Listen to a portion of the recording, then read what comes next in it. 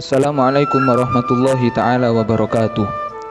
Hari Raya Idul Fitri adalah hari kemenangan bagi mereka yang berhasil melewati bulan Ramadan ini, memenuhi bulan Ramadan dengan meningkatkan ibadah mereka, meningkatkan ketakwaan mereka kepada Allah Subhanahu wa ta'ala.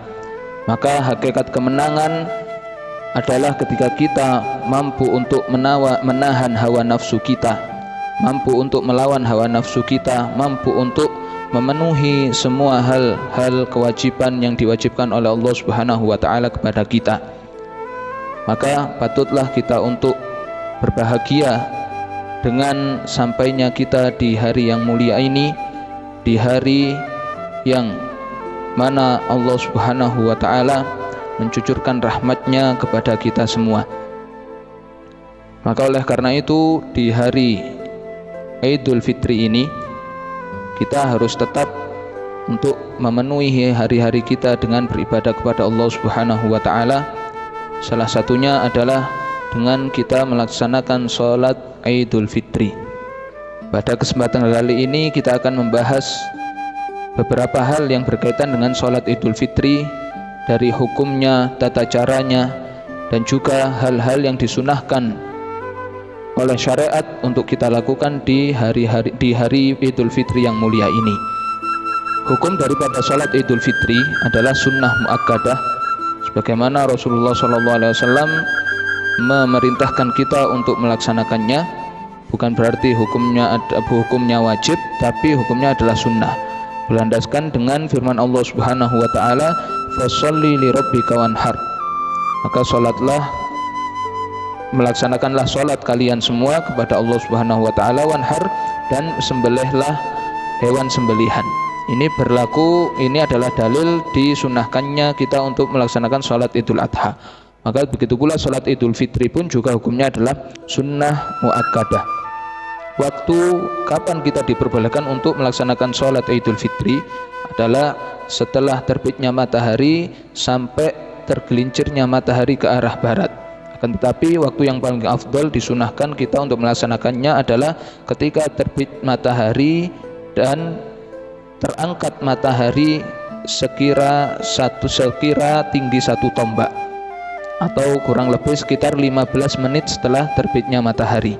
Ini adalah waktu yang dilakukan oleh Rasulullah SAW untuk melaksanakan sholat Idul Fitri.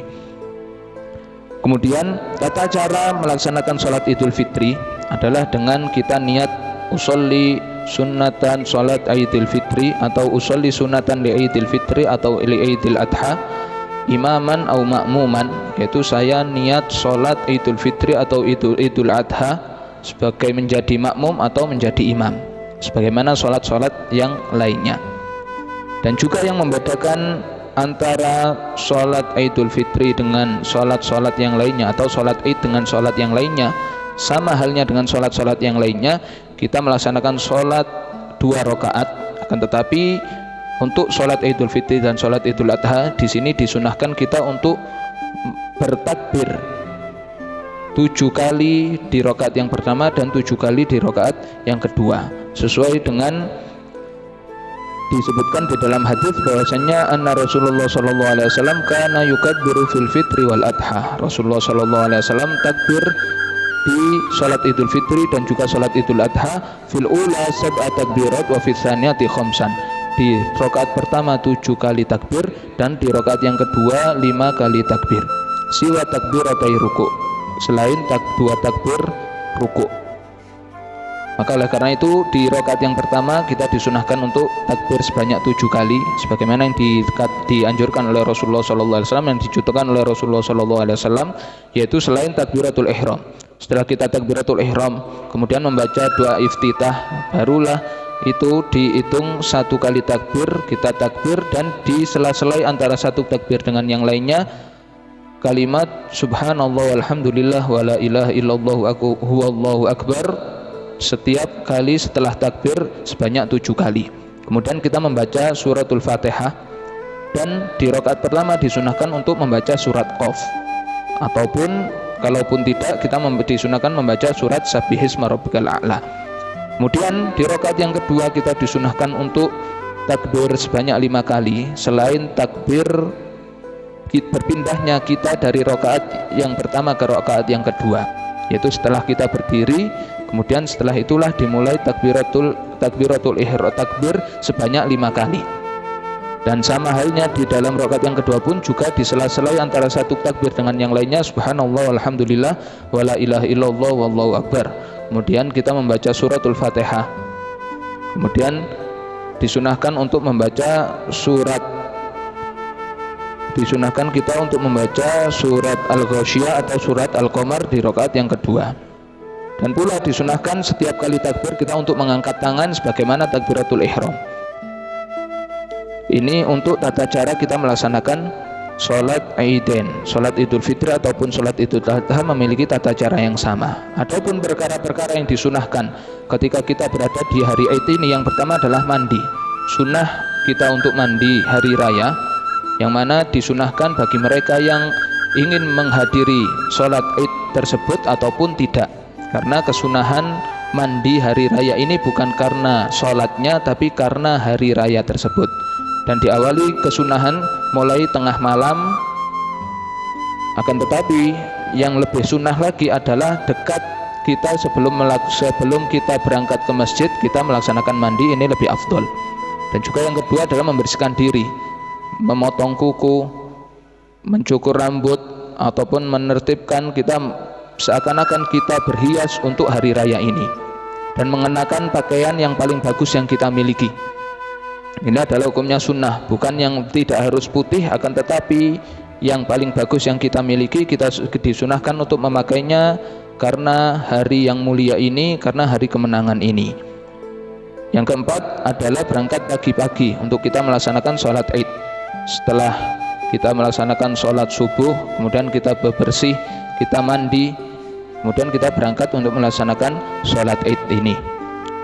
Dan melaksanakannya di masjid ini lebih afdol daripada kita melaksanakannya di lapangan atau di jalan, karena masjid ini lebih terjaga akan kesuciannya dan juga lebih mulia daripada lapangan ataupun jalan. Adapun mereka yang melaksanakan sholat Id di jalan ataupun di lapangan, selama aman atau tidak terkena najis, ataupun selama hal tersebut adalah uzur bagi mereka, misalkan masjid tidak cukup untuk menampung jamaah yang membeludak, maka hal tersebut diperbolehkan. Akan tetapi tetap masjid lebih afdol daripada lapangan ataupun jalan.